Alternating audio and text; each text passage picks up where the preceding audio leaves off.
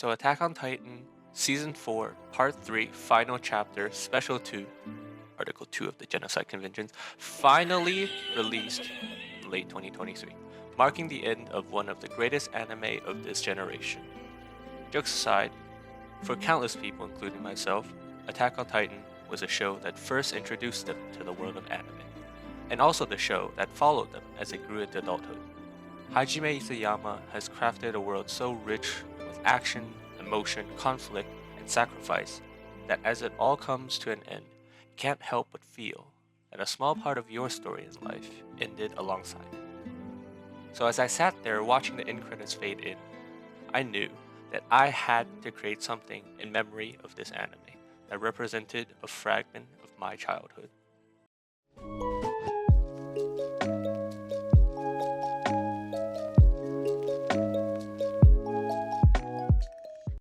Attack on Titan has so many important environments and moments that I could have chosen for this project, but I ultimately chose the coordinate due to its importance to the story, but also it's just really cool to look at. First things first, we're going to create our desert landscape. That's going to be the foundation to build everything else upon. I learned this method of creating a desert landscape from Unreality Bites here on YouTube. He has a wonderful series of tutorials that cover much more than what I will be mentioning. So if you would like to learn more in depth about how I did some of this landscape, definitely go check his stuff out. We're going to start with a default 4K landscape in Unreal and set a section size on the higher side. Next we're going to give it a nice sand texture. The one I'm using is straight from Quixel Megascan called Bright Desert Sands, and we're just going to select that in our landscape material to set it. We also need to make sure that the scale of the texture is appropriate, so we're going to import a default Unreal third-person blueprint so we can run around in the scene and have everything set up according to his size. Let's call him Jimbo. Yeah, we all make mistakes in the heat of passion, Jimbo. Once our base is set up and everything looks good, we can open up landscape mode to use the landmass plugin to create the desert. Dude, where's the thing? Where's my landmass? Okay, that was my bad. I forgot to enable it in the plugins manager. Now we can use the landmass to create a blueprint layer to procedurally make our dudes. Just click on the landscape and it's going to start working once we connect it to a gen noise, and we got to set the noise type to Voronoi. After that we set the octaves to 1 and start playing with the elevation and tiling, and soon you'll see that our desert landscape is starting to take shape. Okay, look at Jimbo having fun in the sand. Now, looking up from above, you can see that the dunes are too clean, since we're only using one landmass layer on it. To add more layers and complexity, we want to go into Unreal Engine's simple brush material and copy some nodes out to use in our gen noise. We're going to take height texture, mask, and unpack RGB height. We're going to copy that into our gen noise. Just going to add that between the divide and the clamp, and we should be able to add multiple layers to our landmass without overriding the previous layers. Okay, with that out of the way, let's make a new layer, call this one Subdunes. We're going to use a new landmass and plug in our gen noise once again. Play with the numbers until we get something that we're satisfied with, and now we've added complexity to our landscape and that looks quite a bit better. Next, we're going to stay with what Unreality Bites Sensei has taught us and make a desert wind mask that's going to blow over our landscape. Once again, I recommend you guys to check out his tutorial if you really want to make something like this yourself, because he goes into so much more detail than I'm doing right now. Anyways, the idea is pretty straightforward. We take a texture map, in this case Unreal's water diffuse texture, and we have it pan over our landscape. We're going to add some scalar parameters so we can create a material instance out of this, and play with the settings to get something we like. That's going to have the tiling, wind speed in X and Y directions, and of course the strength of the mask. Once that's done, we create a get material attributes along with a set material attributes, and we add a base color parameter to both of them, since that's what we're going to be adding our mask to. Connect everything to the material, and voila! We have some desert sand blowing over our scene. That actually looks really nice. Hell yeah. With the landscape starting to take shape, let's get the lighting out of the way as well. We're going to drop the sun down, raise the temperature of the directional light so it's a lot more blue. We're also going to lower the exposure by using a post-process volume. Next up are the stars. Let's take a sky sphere from Unreal and scale that way up. Then we're going to assign a starry sky texture to it. Nice. Next we're going to go into our sand material instance and we're going to change the color of the sand a little bit. Since in the anime the sand in the coordinate is a lot bluer than your typical desert sand. No, that's not quite right. about this? Nope. Ew. What am I doing? Do I even know what blue is? Huh?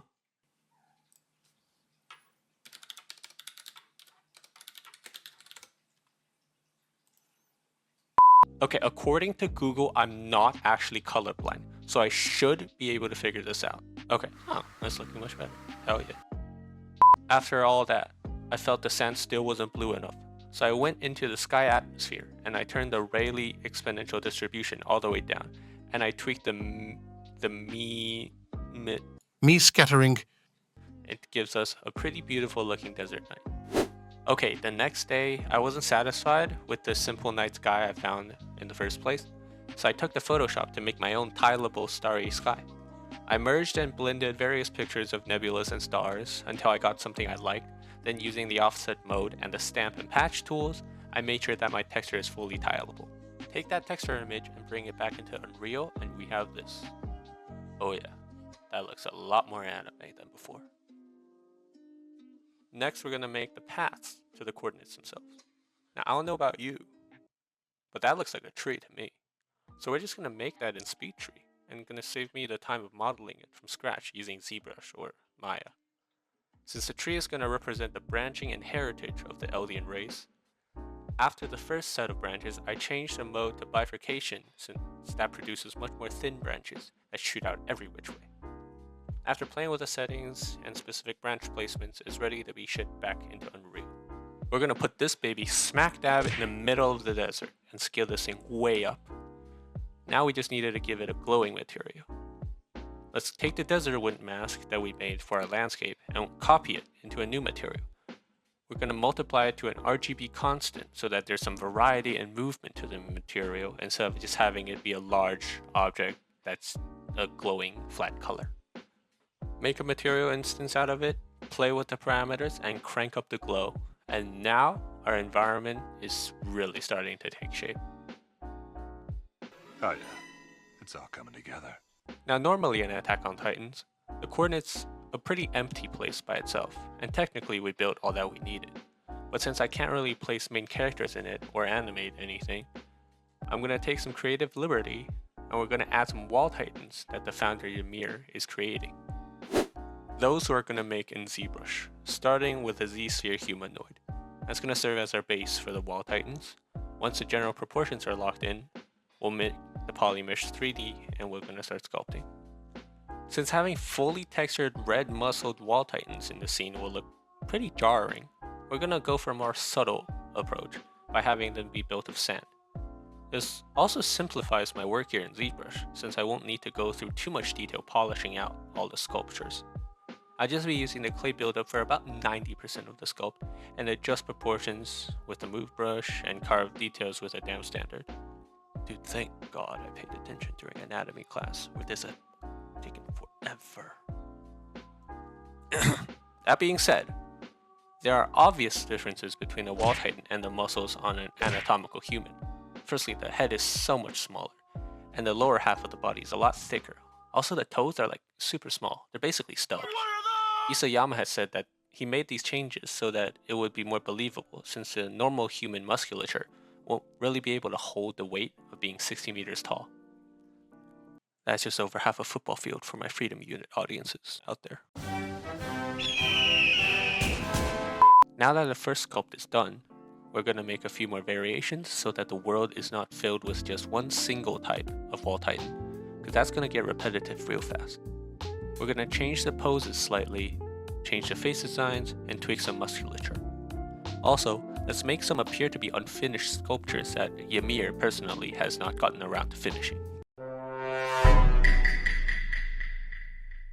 So I made 6 different variations that we're going to take into Unreal. We're going to give it the same sand material, and now we're ready to add them to our scene. POV, you're a small Marleyan child. No, please don't kill me. So dumb. So dumb. Anyways, we're going to use foliage mode and we're going to drag in our actors, set the scale variation so they're not all the same size, and we're going to uncheck align to normal so they stay upright no matter the landscape below them. Then we're just going to scatter them through the scene, and then we're done. Alright, so after a couple of days, I found that I didn't really like the first coordinate tree that I made. The bifurcation branches I mentioned, they turned out to be too thin, and that causes flickering when the mesh is made to glow in Unreal Engine. So I decided to go back to speed tree and make a new one, this time with thicker branches to avoid the same mistake. Export and replace that in Unreal, and bam. I think that looks a lot better. So now that our environment is pretty much done, we just have to add the finishing touches, some particle effects. Luckily, Unreal Engine has their own built-in particle system called Niagara effects, and it can do some pretty cool things. The only problem? I've never done any particle effects in my life, let alone use Niagara. So y'all are just gonna have to watch me learn this thing from scratch. But hey, how hard can it be? Damn. Bro, what even is this? Like, what? Huh? Can you work? Please work. Please work. Oh my. Fuck! We have to make zero particle always. Keep its place on zero. What?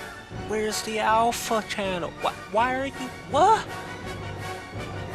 Receive death location? You're about to receive my death location real quick.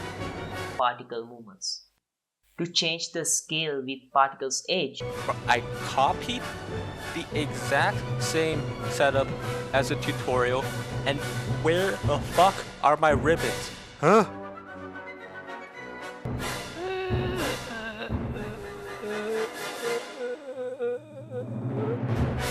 I hate it here. Okay, so after, I don't even remember how long, but now I have a basic understanding of how to make some cool stuff in Niagara. I'm not saying I mastered it, but for our purposes, it's going to work great. I'm going to quickly blitz through the process, and it's going to be great. Y'all ready for this? First, we're going to make some smoke texture that's going to be used as our SPUT in our Niagara system. We're going to connect that to a particle color instead of your usual RGB, since it's going to Niagara. Next, we're going to have to make the smoke move by using a black and white noise map to distort it using texture coordinates and an XY parameter. One noise layer is too simple, so let's duplicate this entire distortion setup and change the noise map as well as the X and Y to add two distortions together to make two layers. We're going to do this 2 more times using other smoke textures so we have even more variation. Once that's done, we make an actual Niagara system and set this shape location at disk and give it a cone velocity. This lets us particles spawn from a flat circle and shoot upwards, which is what we want. Next, we're going to plug in our smoke material that we made and increase the lifetime and sprite size so that the particles are bigger and live longer. We're going to duplicate the emitter and plug in the different smoke textures that we made and mess with the parameters of each individual emitter so they behave differently. Once that's done, we bring it into the scene to see if the size is right and also increase the emission strength so that it glows just like the coordinates. Go back into Niagara and change the sprite size so it decreases over time so that the shape tapers off and follows the shape of the coordinate. And this is what we got. I need some water. Next, we make a new system and create a fountain emitter. Give it a cone velocity as well as a vortex source so that the particles move upwards and outwards like the brackets on the tree. Next, create a generate location event and check persistent IDs in the emitter property. In our next emitter, we want to create streaks that follow the path our particles take. To do that, we change the sprite renderer to a ribbon renderer, give it a velocity, and add an event handler. In the event handler, we create a receive location event so that the new emitter can get the location information of the first emitter and have the ribbons follow the path. Play with the numbers, you should get something like this. Next, let's make a simple ribbon material by inversing a linear gradient to get this. With that done, we're going to open up orthographic view and place the system in the center of the coordinates so that the ribbons spread from this point outwards. Play with the ribbon width and lifetime to get appropriate size, and this is the result we get. Dang, that was nice, wasn't it? I'm nice with it, yo. Now with all that done, all that's left is for me to make some cameras, cook up a few shots, and render this baby out. Let's fucking go.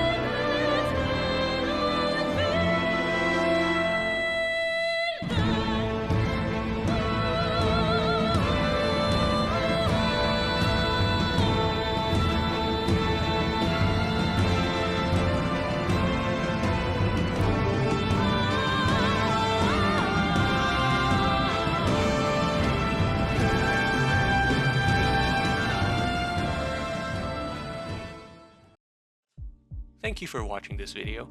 I had a ton of fun making this, and I hope you had fun watching. This is my first ever YouTube video, and I'm hoping to make more like this. If you like this type of content, do leave a like and subscribe. That's all the motivation I need to keep going. If you think you have cool ideas on what I should make next, let me know in the comments below. And with that, I will be signing off. Bye!